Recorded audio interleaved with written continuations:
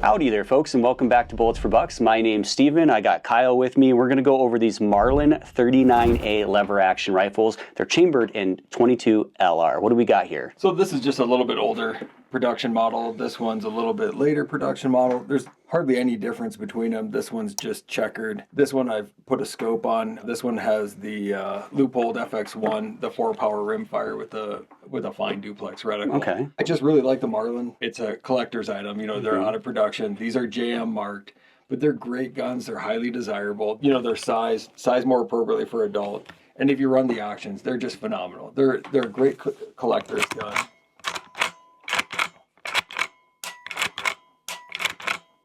They've got, I think, a 17-round capacity. Someone can correct me if I'm wrong. Iron sights on them? Yep, they both came from the factory with iron sights. Another great thing is they are drilled and tapped for a scope mount, like you can see here. I've got this scope mount on there. They're a great gun. I found they're highly accurate for what you would do with a 22. Original Golden 39A. Yep. So the golden, I mean, it's got the golden trigger blade. It's got the golden trigger blade, and then you can see it at the time they had filling in them. A little bit of gold paint in the they did in the model. And then you got front sling swivel studs on both, rear sling swivel stud. You got a little bit of a pistol grip in the stock, so it's not a straight stock like some of the really old lever actions, which I like this style. It's easier to get a purchase on and grab.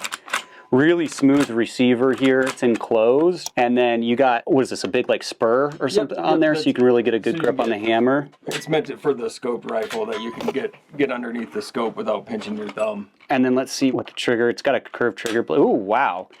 I like that. That is a nice trigger for a lever action. Look at that. Just under 2 pounds. No creepy. This is the nicest lever action trigger I think I've felt. It's a surprisingly wow, that is a nice trigger. They're heavier for a 22. You know, they're heavier than the current production Henrys. Now this one is heavier for some reason. 4 1/4. This one's probably seen more use over the years. I think this is a 70s production, and this would have been late 90s, early 2000s. And what's this screw on the side for? What's that? So that's a great feature. These are actually takedown rifles. No. Yeah, so you can just undo the screw, and then for maintenance and cleaning, they just come apart. It's hard to do. And it's got a blued receiver, blued barrel. So if you're getting in an airplane, oh my goodness, that is awesome. Oh my gosh. And they don't make this anymore. No, and that's one of those. Come on, Marlin. Come on, Ruger. If anybody's watching, this would be. I don't think they could produce this at a really low price point. No, it'd be expensive. For the discerning I'd get one of these. Adult shooter, they're a great investment. That is sweet. I think it'd be a great investment piece for any collection if they make them currently. I'm jealous now. Takedown, that just like made me jealous of this. This is a sweet rifle. I mean, this would be throwing this in a backpack, you're going snowmobiling on a 4-wheeler, whatever, hiking, and then you pull it out, you gotta shoot like a coyote or a little, varmint of some kind. Yeah, and even rarer. And you can clean it so easy, because you can just take it apart. I mean, look at that, you just clean the thing in 2 seconds. Especially for being rimfire, the dirtier rimfire cartridges, so it's easier to clean. I think the real thing is if they could come back and bring this back into 22 Magnum. Yeah. I think that'd be a great versatile cartridge. They did make them in 22 Magnum, and there's several other variants. It just fits in there, and then kind of angle it in and then push it forward. Oh, okay. And then just takes the screw in. So it's really nice. I mean, you get that dirty rimfire ammo, you want to clean it a little bit. Yeah.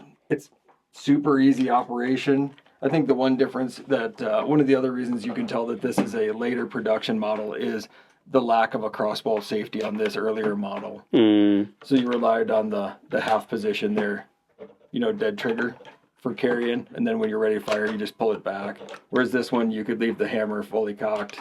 And put the crossbolt. Put the crossbolt safety on there. I don't notice a big difference between either one. Obviously, this trigger's a little bit lighter. You got a little thin rubber recoil pad on the new one, and then the other one's just plastic, I think, on the older model. I would say, you're looking at some of the modern Henrys or something, but as an option goes, these hold their value well. I mean, these are, real blued receiver, a heavier, longer barrel. It's a much more adult-sized gun.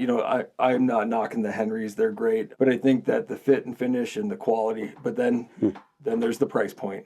As far as going one over the other, like why would you buy a collector's item to use? But these are highly functional rifles. They're great. We take them to the range all the time. Surprisingly accurate, like I said, for a lever gun. I mean, especially with 22 Stingers. This is a great usable rifle. I think that's one of the big differences in the modern times, but you are looking at a much higher price point than the Henrys. I mean, you can buy almost 3 Henrys for the cost of one of these, even if they brought them back, which, you know, I've read on some of the forums, they believe they'd be expensive to produce, but I think the price point would probably be almost the same as what the collectors are. And if you're seeing the market prices on the current production Marlins, you're still seeing a plus $1,000 price point. I don't know if they could bring this back in a sub $1,000 price point. So it would be a more expensive gun, but I think they're geared more towards the adult. There are multiple variations of it. There is a straight stock, the traditional straight stock version out there, and there's some shorter 16, 18-inch barrel models with a little bit lighter barrel. These get well used, even for being a quote collector's item. But that's the problem today is, you know, is it going to be a safe queen if you spend that much money? But these are rifles that will last and will get handed down. You know, these. Now, why is the wood different on this older one than a new one? Is that typical of all of them? This one's checkered wood, and then this one's more plain. Honestly, the wood looks better on the new one to me, but the trigger feels better on the old one. It could just be use.